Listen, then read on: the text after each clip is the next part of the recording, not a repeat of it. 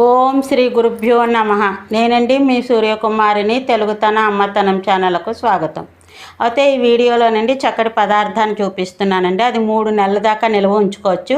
బయట ఉంటుంది, ఫ్రిడ్జ్లోనూ పెట్టుకోవచ్చు. ఎలాగైనా మనం దాన్ని స్టోర్ చేసుకోవచ్చు. పిల్లలు ఇష్టంగా తినేటువంటి పదార్థము. దాంట్లోకి వెళ్ళే ముందర కొత్త వాళ్ళందరూ కూడా సబ్స్క్రైబ్ చేసి పక్కనున్న బెల్ ఐకాన్ని నొక్కండి. ఇక ఆలస్యం ఎందుకండి, పులిహోర గోంగూర అనేటువంటి దానిని తయారు చేసి చూపిస్తాను. దానికి కావలసిన పదార్థాలు ఏమిటి, అది ఎలా తయారు చేసుకోవాలి అనేటువంటి విషయాన్ని తెలుసుకుందాం. అయితే ముందర మీకు గోంగూరని చూపిస్తున్నాను. గోంగూర ఇలా వడిలినట్టుగా అయిపోయింది చూసారా. ఇందులో తేమ అనేటువంటిది లేదు. దీన్ని శుభ్రంగా 2 సార్లు కడిగేసుకునండి. ఇది ఎంత గోంగూర అంటే 20 రూపాయల గోంగూర 8 కట్టలు వచ్చాయన్నమాట. దీన్ని ఒలిచేసుకుని 2-3 సార్లు కడిగేసి బట్ట మీద ఆరపెట్టాను రాత్రి అంతాను. శుభ్రంగా చక్కగా ఇందులో ఉండేటువంటి తేమ అంతా కూడా ఎగిరిపోయింది, మంచిగా వచ్చేసింది. ఇలా పొడి పొల్లాడుతూ ఉండాలి గోంగూర. అప్పుడే పచ్చడి నిలవ ఆగుతుంది, అంటే పులిహోర గోంగూర అనేది నిలవ ఆగుతుందండి. ఇంత వచ్చింది. దీనికి కావలసిన పదార్థాలు ఏమిటనేటువంటిది చూద్దామండి. అయితే మనం ఒక గుప్పుడు పల్లీలు తీసుకున్నా అండి. ఈ పల్లీలు ముందర నూనె అది లేకుండా దోరగా వేయించేసుకుని పక్కన పెట్టుకుందాం. ఇక ఇందులో కావలసిన పదార్థాలు నువ్వుపప్పు అండి. ఒక 3 స్పూన్లు నువ్వుపప్పు దాకా తీసుకున్నాను. దీన్ని కూడా దోరగా వేయించేసి పక్కన పెట్టుకోవాలి. ఇక ఒక కప్పుడు నువ్వుల నూనెైనా తీసుకోవాలండి, పల్లి నూనెైనా తీసుకోవాలి. ఎందుకంటే చక్కగా దీనికి రుచిని కలిగించేటువంటిది ఆ రెండే కాబట్టి వాటిని వాడుకోండి. ఇంకా అవి మా దగ్గర లేదనుకునే వాళ్ళు మీరు వంట నూనె ఏదైతే వాడుకుంటారో దాన్ని వాడుకోవచ్చు. ఇక ముఖ్యంగా కావాల్సిందండి ఇంత చింతపండు కావాలి. ఆ చింతపండు నేను ఏం చేశాను అంటే అండి, ఇది ఒక బుల్లి గ్లాసుడు పోసి దీన్ని శుభ్రంగా మరిగిన నీళ్ళలో వేసేసి ఇలా ఉంచాను. ఇది గుజ్జు తీసాక ఏం చేయాలనేది తెలుసుకుందాం. ఇక పోపు అనేటువంటి దాంట్లో మనం శనగపప్పు అనేది తీసుకోవాలండి, అలాగే మినప్పప్పు అనేది తీసుకోవాలి, ఆవాలు తీసుకోవాలి. దీనికి బాగా పులిహోర కదండి కాబట్టి ఇంగు అనేటువంటిది ఒక 1/2 టీ స్పూన్ దాకా ఇంగు అనేది వేసుకోవాలి. ఉప్పు అండి, దీనికి పెద్ద టేబుల్ స్పూన్తో 2 స్పూన్లు నిండా వేసుకుని రుచి చూశాక తక్కువ అవుతే అప్పుడు వేసుకోవచ్చండి. ఇక పసుపు అనేటువంటిది కూడా ఒక చిన్న స్పూన్ పసుపు ఇలా వేసుకోవాలి, వేసుకుంటే సరిపడుతుంది. ఇక ఎండు మిరపకాయలు ఒక గుప్పుడు తీసుకోండి. గోంగూర కదా కారం కారంగా ఉంటే బాగుంటుంది. ఒక 7-8 పచ్చిమిరపకాయలు తీసుకోండి. ఇలా గుప్పుడు కరివేపాకు తీసుకోండి. ఇవి మనకు కావలసినటువంటి రసవర్గాలు. అయితే ఇప్పుడు ముందుగా స్టవ్ వెలిగించి ఏం చేద్దామంటే పల్లీలని దోరగా వేయించి ఒక పక్కన పెట్టేసుకుని ఆ తర్వాత నువ్వుపప్పును కూడా దోరగా వేయించి పక్కన పెట్టేసుకున్నాక మీకు చూపిస్తానండి. ఇదిగోండి పల్లీలు వేయించేసాను, ఇలా వచ్చింది. పొట్టు అనేది తీసుకోవాలి. ఇలా వేయించుకోవడం వల్ల పల్లీలు ఏమిటంటే అండి మెతక వాసన అనేది రాదు. 3 నెలలైనా చక్కగా పల్లీలు కమ్మతనం అలా ఉంటుంది. అర్థమైంది కదండి. అయితే ఇప్పుడు నువ్వుపప్పు అనేది కూడా దోరగా వేయించుకున్నాను. ఈ నువ్వుపప్పుని చక్కగా మిక్సీ జార్లో చెక్క ముక్క కింద ఆడుకుంటే నువ్వుగుండల చాలా బాగుంటుంది అదనమాట. ఇక మనం ఏం చేద్దాము అనుకుంటున్నామంటే కప్పుడు నూనె తీసుకున్నాను కదండి, ఇందులో సగం నూనె దాకా ఈ యొక్క మూకుట్లోకి వేసేస్తున్నాను.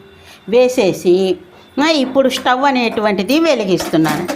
స్టవ్ వెలిగించి సమానంగా పెట్టుకోండి, హైలో కాదు అలానే సిమ్లోనూ కాకుండా సమానంగా పెట్టుకుని ఈ గోంగూరని ఇందులోకి వేసేద్దామండి.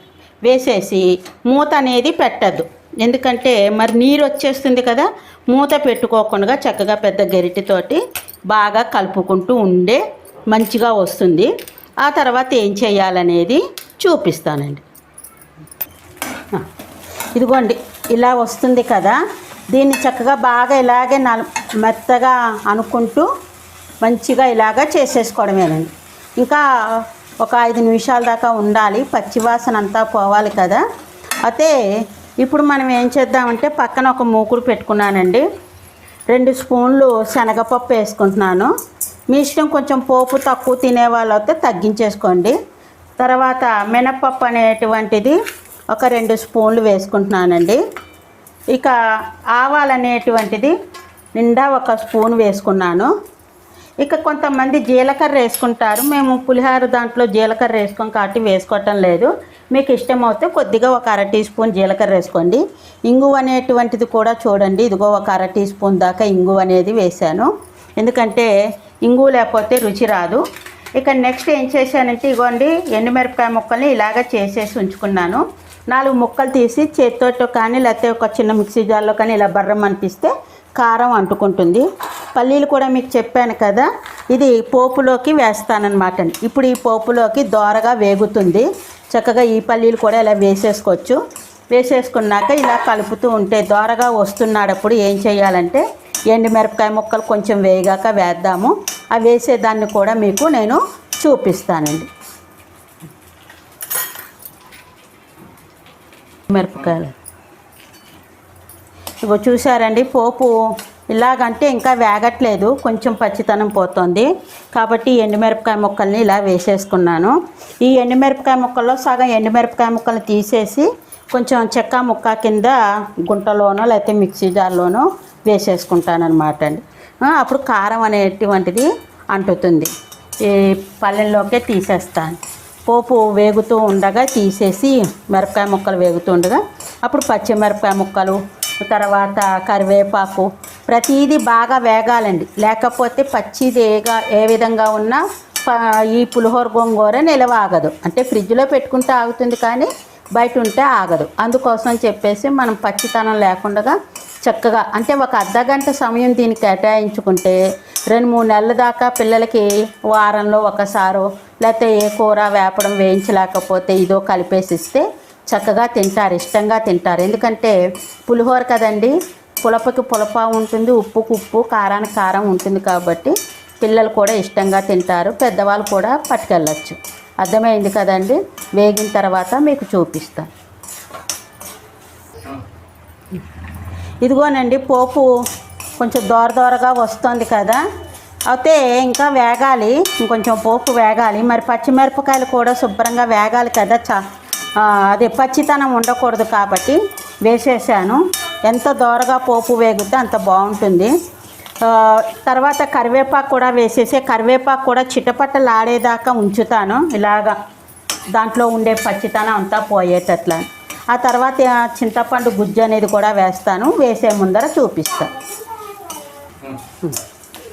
ఇగో చూడండి, ఎర్రగా వచ్చేసింది కదా. ఇప్పుడు ఈ కరివేపాకు కూడా వేసేసాను. ఈ కరివేపాకు శుభ్రంగా తుడిచి పెట్టుకున్నదండో, కడిగేసి తుడిచి మామూలుగా స్టాక్ చేసి ఉంచుకున్నాను కరివేపాకు కారం కోసం. అదనమాట. ఈ కరివేపాకు కూడా చిటపటలాడేదాకా మనం వేయించుకోవాలి. ఎందుకంటే కరివేపాకులో ఉండే పచ్చితనం అంతా పోవాలి. పోయిన తర్వాత అప్పుడు నేను ఈ చింతపండు గుజ్జు ఉంది కదండి, ఈ చింతపండు గుజ్జు కూడా నేను ఈ పోపులోకి వేసేసి ఒక 2 నిమిషాలు ఎగనిస్తాను. అంటే ఇందులో ఉండే పచ్చితనం పోతుంది. ఇగో స్టవ్ బంద్ చేసేసండి, నూనె తేరింది. ఈ గోంగూర ఇలాగే ఉంచుతాండి, రుబ్బుకోకూడదు. ఎందుకంటే మరి పులిహోర గోంగూర కదా, ఆకాకుగా నవ్వులుతూ ఉంటే చాలా బాగుంటుంది. కాబట్టి రుబ్బకుండగానే ఇందులోకి కలిపేస్తాను. కలిపేసి బాగా చల్లారిన తర్వాత అప్పుడు మీకు అన్నాన్ని కూడా కలిపి చూపిస్తానులేండి.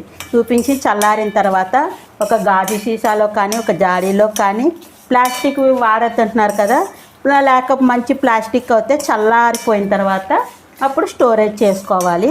ఇవన్నింటినీ కూడా మీకు నేను చూపిస్తానండి. ఇదిగోండి, కరివేపాకు ఇలా ముట్టుకుంటే కొంచెం మనకి దాన్ని ఏమంటారు, ఇలాగ విరిగినట్టు అవ్వాలి. అలా విరగకపోతే కనుక ఇంకొక నిమిషం పాటు వేయించుకోండి. ఇగో చూసారా, పచ్చిమిరపకాయ ముక్కలు కూడా ఇలా వడిలిపోయినట్టు అయిపోయింది కదా బాగాను. ఒకసారి తీసి చూపి, ఇగో చూసారండి, ఇలా వచ్చేయాలి. ఇంకా కరివేపాకు కూడా మీకు ఇగో నూనె తేరుతుంది వేగినట్టుగాను. పోపు అంతా దోరగా వచ్చేసిన తర్వాత ఇందులోకి నూగుండ అనేది వేసేసాను. ఈ నూగుండ వేసేసి కలిపేసాను. ఇప్పుడు ఈ చింతపండు గుజ్జు చాలా చిక్కగా తీసుకున్నానండి. ఈ తీసుకున్న గుజ్జుని ఇందులోకి ఇలా వేసేసి ఒక 2 నిమిషాల దాకా ఇందులో ఉండేటువంటి తేమనంతటిని ఎగర్ చేసుకోవడమే. ఎగర్ చేసుకుని మనం పులిహోర. అయితే ఇప్పుడు ఉప్పు ఉంది కదండి, ఇందులోకి 2 టేబుల్ స్పూన్లు ఉప్పే వేసుకుంటున్నాను. కొంచెం ఇగో ఒక అర టేబుల్ స్పూన్ ఉప్పుని ఇలా ఉంచేసాను. రుచి చూశాక చూసుకుందాం. ఉప్పు వేసేసాం కదా, ఇక పసుపును కూడా వేసేద్దాం. ఇగో చూసారా పసుపు కనపడింది. ఈ పసుపుని ఇలా వేసేసుకుని ఇప్పుడు దీన్ని చక్కగా మనం గరిటెతోటే కలుపుకుందాం. ఇక్కడ ఈ గరిటె ఉంది కదండి, ఈ గరిటెతోటి దగ్గరగా ఇలాగా నూనె తేరాలి. కొంచెం చింతపండు వేసాం కదండి, నూనె అనేటువంటిది తేలుతుంది. తేలితే ఈ చింతపండు కూడా మగ్గింది అనేటువంటిది మనకి అవగాహన వస్తుంది. అయితే మంట ఎలా పెట్టాను అంటే చాలా సిమ్లోకే ఉంచాను, చూసుకోండి. అదిగో సిమ్లోకే మంట ఉంది. ఇది నూనె తేలేదాకా నేను కలిపి అప్పుడు మీకు గోంగూర కలిపేదాన్ని చూపిస్తాను. ఇదిగోండి, ఇలా నూనె తేలితే ఇదంతా కూడా మంచిగా రెడీ అయిపోయింది అనేటువంటి అవగాహన వచ్చేసినట్టే. చూసారండి, ఇలా ఉండాలి. అప్పుడు మనకి ఈ యొక్క పులిహోర గోంగూర 3 నెలలైనా పాడవదు. ఇప్పుడు ఈ ఉడికించుకున్నటువంటి గోంగూరని ఇందులోకి వేసేద్దామండి. ఇలా వేసేసి అప్పుడు కలిపేసి స్టవ్ బంద్ చేసేయటం. అయితే రుబ్బుకోకూడదా అంటే అండి, ఇది రుబ్బుకోరు. ఎందుకంటే మరి ఆకాకుగా ఉండాలి. అన్నంలోకి కలుపుకొని చక్కగా తింటూ ఉంటే దాని రుచే వేరేగా ఉంటుందండి. ఇది పచ్చడి కాదు కదా, పులిహోర కదా, కాబట్టి ఇలాగ కలిపేసి అడుగు మీదను. ఇక నూనె కూడా వేసుకోక్కర్లేదండి. మనం అన్నం వండుకున్నప్పుడు అన్నం కలిపేసుకుంటే సరిపడుతుందన్నమాట. ఇంతేనండి, ఇంతకంటే ఇంకేమీ కాదు. బాగా చూసారా, ఇది చక్కగా మనకి ఎన్ని రోజులకు వస్తుందంటే మన ఇంట్లో ఉండే జనాభాను బట్టి మనం కలుపుకున్న దాన్ని బట్టి ఉంటుందండి. ఎక్కువ తయారు చేసుకుంటే ఎక్కువగా వస్తుంది. ఇది ఇప్పుడు మా ఇంట్లో ఉందనుకోండి, ఓ 4 సార్లు కలుపుకుంటాం. అదనమాట. ఇగో ఇది కూడా 1 నిమిషం ఉన్నాక నూనె తేరుతుంది, చూడండి. ఇదిగో ఇంతే, అర్థమైందండి. ఒక నూనె పైకి తేలుతుందా, మీకు కనపడుతుందా? మరి కొంచెం అన్నం తీసి మీకు కలిపి చూపిస్తానులేండి. ఇది కట్టేస్తున్నాను. కట్టేసి ఇదిగోండి ఈ అన్నాన్ని ఈ మూకుట్లోకి వేసేస్తున్నానండి. చూసారా, ఈ మూకుట్లోకి వేసేసాను. వేసేసి ఇప్పుడు ఇది చేయి కడుక్కొని అంటు కాకుండా అన్నమాట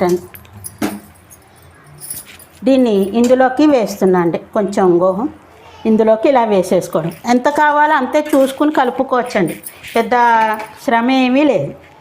ఇలా కలిపేసుకోవడం. ఇలా కలిపేసుకుంటే మరి ఆకాకుగా ఉంటుంది కదండి, నవలాలి చక్కగా. కరివేపాకు ఇవన్నీ కూడా ఎలా నవ్వులుతామో ఈ ఆకును కూడా తింటూ ఉంటే పుల్ల పుల్లగా బాగుంటుంది. చూసారా, పసుపు కూడా సరిపడింది మనకి. ఇలా కలుపుకున్నాం అనుకోండి, కొంచెం పచ్చగా లేదు అనుకుంటే చిటికెడు పసుపు వేసుకోవడమేనండి, దానివల్ల నష్టం ఏమీ లేదు.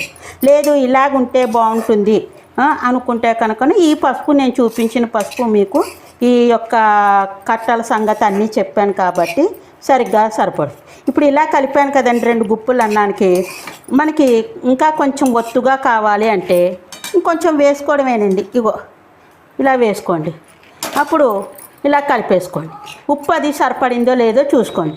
ఉప్పు తక్కువ అనుకుంటే కనుకను అందులోకి కొంచెం ఉప్పు కలిపేస్తే ఆ వేడికి చక్కగా మనకి సరిపడుతుందన్నమాట. అంతేకాని ఉప్పు ఎక్కువ వేసుకుంటే బాగుండదు కదా, తీయలేము కదా. ఇదండి మీకు పులిహోర గోంగూర. అర్థమైంది కదా మరి తయారు చేసుకునే పద్ధతిని. అదిను ఒక్కసారి చేసుకున్నారంటే చక్కగా ఇంత జాడీలోకో డబ్బాలోకో పెట్టుకున్నారనుకోండి, 3-4 నెలలు వాడుకోవచ్చు. ఫ్రిడ్జ్లో పెట్టుకుంటే 4 నెలల దాకా ఏమి వేడివేడి అన్నంలో కలిపేస్తే ఆ చల్లతనం కూడా తగ్గిపోతుంది.